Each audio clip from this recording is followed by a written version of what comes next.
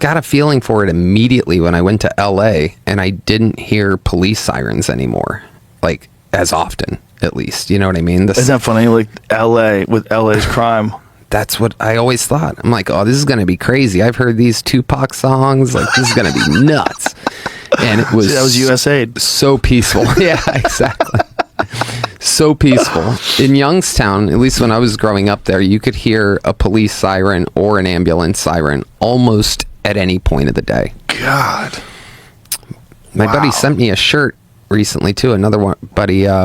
that has the stats on it of us being the murder capital. I think it was 90, 91, and 96 per capita.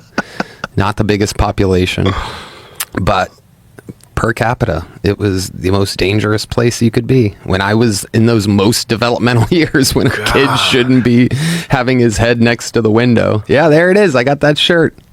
Wow. 4-time defending champion, murder capital of America. Wow. Yep. In 01, 02, that puts me as a sophomore and junior in high school. And you 95, 97, I'm 11, 12. And you're being raised by your mom. Yeah. On the craziest fucking area of the whole goddamn thing. The most dilapidated part of the north side of Youngstown. Wow. Yeah. I can't believe it. That's why, like, every part of my fucking story, I'm like, this is so goddamn weird. So weird. It is when you think about it, right? When you really stop and think about it, it doesn't seem real. 60 years ago, this Ohio City was named Crime Town, USA. Yep. Crime Town. 75 bombings. Yep. Oh, this was the mob days. Yep. So it used to be a mob-run town, right? Totally. They were called Bomb Town? Yeah, it was a Youngstown tune-up is a car bomb. Look at this. 75 bombings, 11 killings in a decade. And no one seems to care. Yeah. They were so nuts in Youngstown that somebody tried to kill the actual prosecutor, the actual DA. Oh, isn't that normal? Don't they always try to do that? Well, it's kind of the stupidest, craziest thing you could do, because then the entire FBI comes down on you.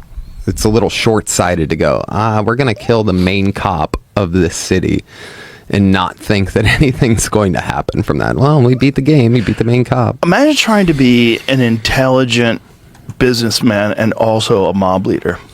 Imagine like playing things out in advance, but also you're a mob leader. There was a lot of that going on, and I got to see quite a bit of it. Like there were, let's put it this way, mall developers in Youngstown and things like that. And I got to see firsthand, very young, that they were communicating with politicians at lunchtime and stuff, because I was working at this little Italian restaurant at the time, right out of high school.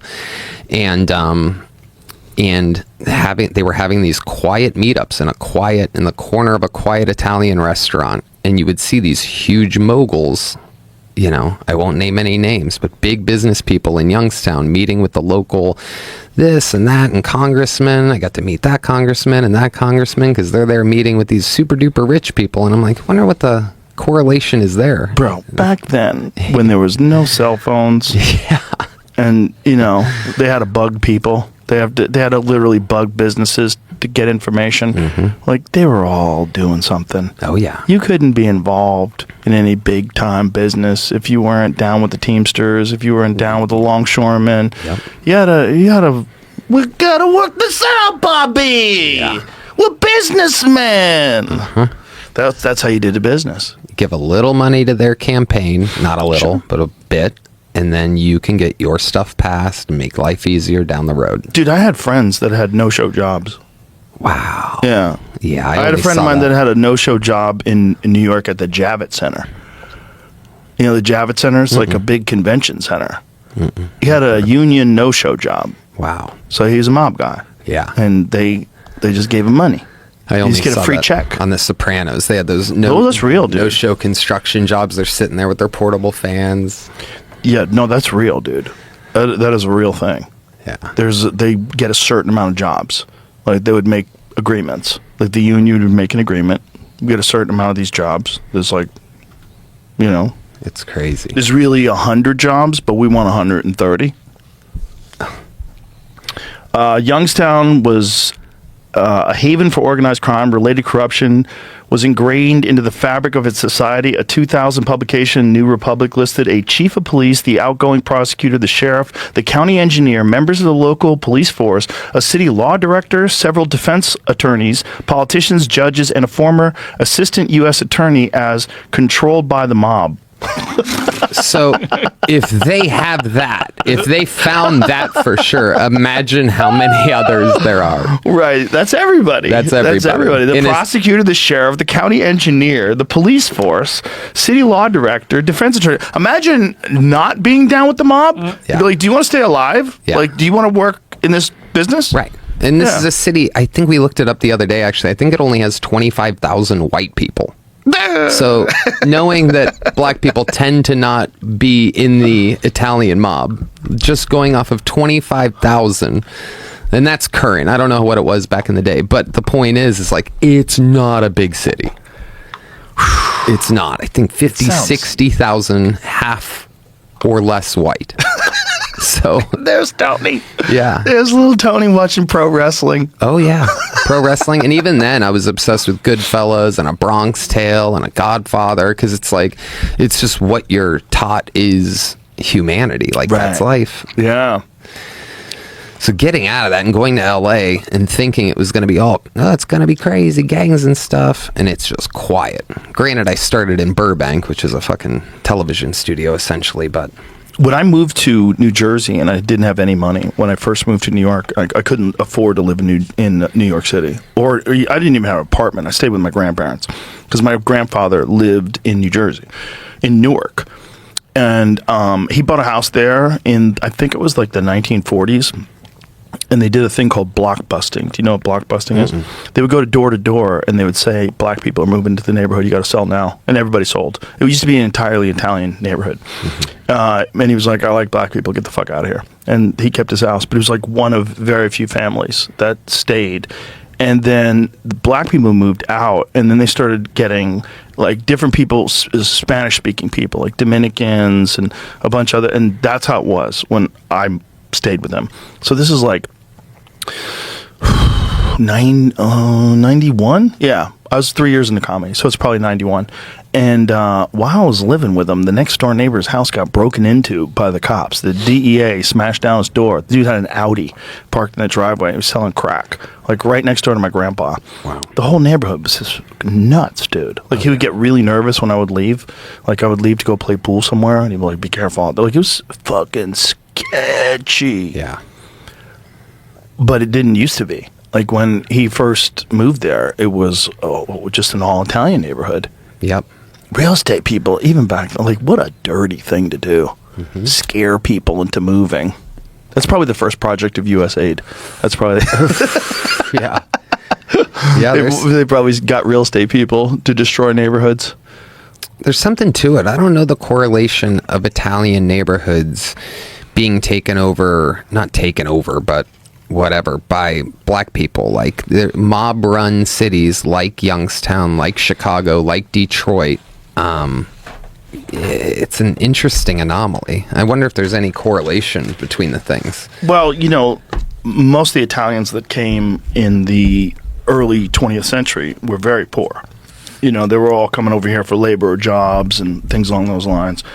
And, you know, when they started doing better, they started moving out and moving into the suburbs and moving into, you know, more gentrified areas. It's always, what are the new immigrants that are going to come and take over this area that was like formerly a low-income Italian neighborhood or a low-income Irish neighborhood? It's the same thing. Like, there's cycles, you know? It's like there's cycles in fighting, too. Like, in the early 20th century, there's a lot of Jewish fighters. Like Slappy Maxie Rosenblum, you never heard of him, right? No. Yeah. Some very good Jewish fighters, because they were poor, and they were the new immigrants, you know. And this is like before World War II, and then and even afterwards there was some, but then you get Italians. You get a lot of Italians. You get Rocky Marciano, Rocky Graziano. There's a lot of like Jake LaMotta. There's a lot of these like Italian bad motherfuckers because they were poor. Yeah. And then what happened? Then you got a lot of Puerto Ricans. A lot of, you know, it's always like who's the new immigrants. Right. and who are the most hungry, come from the most poverty-ridden areas. Like Roberto Duran came from a terrible part of Panama, like not terrible, but I mean like very poor, very violent. Yeah. And he was one of the baddest motherfuckers. Boom of all Boom time. Mancini was right down the street.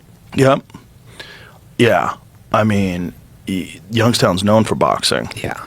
Kelly Pavlik. Kelly Pavlik, who's been on the podcast, he's awesome. Yeah. He was a beast, dude. Oh, Ooh. man.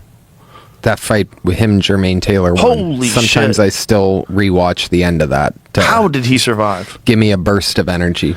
I mean, how did he make it through? That was a crazy. I mean, he got dropped. He looked like, it looks like the fight was over.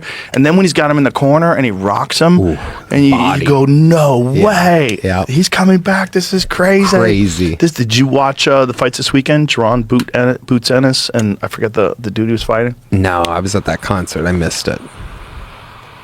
Boots is very good, and for the most part, he beat his ass. But the third round, he got rocked. The third round was incredible because the kid he was fighting. Who's the gentleman that he was fighting, Jamie? Zayas, yeah, young kid. He got dropped in the second round, like pretty bad. Boots is very good. He's like one of the best boxers alive. And then the third round, the kid came back and rocked Boots, and it was just a war. Just the third round was incredible. Boots wound up stopping him. I think he stopped him in like the 7th or the 8th round. He just dropped him one last time, and the corner called it. It was enough. Like, he was getting his ass kicked. But he was very, very valiant, you know. It was a really good fight. Like, Boots is better than him, like, clearly. It's like he's on another level. But this kid showed just tremendous heart. But it's like that third round was just coming back from getting dropped in the second. Like, those kind of moments where a guy's getting fucked up, like the Gaethje-Topuria fight. Yep. Perfect example. Yeah. Right? That's when it's really a fight. A real fight. Yeah. Because Topuria was on him in that second round. Ooh, man, we were so close. They were in. You could hear it. You could feel it. Where I was, man, and you know, obviously we're always close to the cage on those things. But when Topuria was landing those body shots, it was right against our side of the fence, and I'm literally like, oh my, I mean, holy fucking shit, man. And I've seen a lot of people get ripped to the body before, but there's something about his close range strength in near that clinch, that close up fucking range of Ilya that is scary. He's so good, dude. He's so good, and he's so precise. He just tried to, like, Chael, I always repeat this because Chael Sonnen said it was perfect. If you try to win by knockout and fail, you won't win a decision. Yeah. And sometimes you just run out of gas because, like, you're not supposed to fight like that if you think that the fight's going to go 5 rounds. Like, Ilya had him hurt, and he's like, I can take him out. But Justin's so durable, man. He's so durable. And that left hook to the body, the sound of it, man, it's just whip. It's so perfect. He throws perfect punches. His punches are just, I mean, even Justin said it in the post-fight interview, like, when he's fresh, his skills are unmatched. Like, that's a crazy thing to say to a guy you just beat up and made stop. He stopped him in the 4th round. Yeah. That's crazy to say. Like, his skills are unmatched, but they really are. At every point of that, anybody I think that knows anything about those two fighters is going, until this is stopped, anybody can win this. Like, even when his face was blown up and his eyes looked black and closed, until that air horn rings, I'm like, anything. Yes. One punch. And we've seen it even with Gaethje. You saw it with Holloway, right? Was it him? Who did he square up with in the middle? Yes. Holloway, yeah. Yes. So Max it's like hit him with that final punch. One chin, with 1 second left, it can all be over. Yeah, that was a little different in that Holloway caught him with a jump spinning back kick to the face in the very last seconds of the first round and broke the bone of his nose. Oof. We talked about it on the podcast, and I was like, that changed that fight, because before that, Gaethje was pressing him, and it looked very competitive, and it looked like maybe Gaethje had a slight advantage, but that's because Max is very clever, fighter. Like, he's always switching stances and moving, and, you know, really hadn't showed that spinning back kick a lot. That hadn't been a feature in a lot of his fights. He did it a few times, but for him to land it that way, backing up, jump to the face, I mean, it was perfect. Yeah. It was perfect, and his nose was fucked. And if you're fighting with a broken bone on your face, every time you're getting hit, you're getting just blasted. Yeah. The pain is insane. And then, he was a step behind Max. Max was teeing off on him. He landed some good shots, though, even though it was a good fight. I mean, Max was definitely ahead in the 5th round, but it was a good fight. And then, during that wild exchange, he should have never done that. Yeah. He was already fading, whereas Max was still very fresh. Fucking crazy fight, man. Yeah, that was a crazy fight. I think Topuria's nose was broken in round 2, I think. It was pretty early on. And hard to say. Yeah. But Justin did clip him with a bunch of those uppercuts. So Justin does this thing where he collar ties you and then throws an uppercut in tight, and he's really good at it. He's really good at turning you a little and then throwing an uppercut. In these exchanges, he collar ties and uppercuts. He caught him a few times, and you just get one of those on the fucking nose, on the old schnozzle. Mm-hmm. This thing's so brittle. Yeah. It's such a, if you feel your nose, just feel it. Have you ever seen Marab's nose? The X-ray of Marab's nose. You never seen it? I sent it to you, right, Jamie?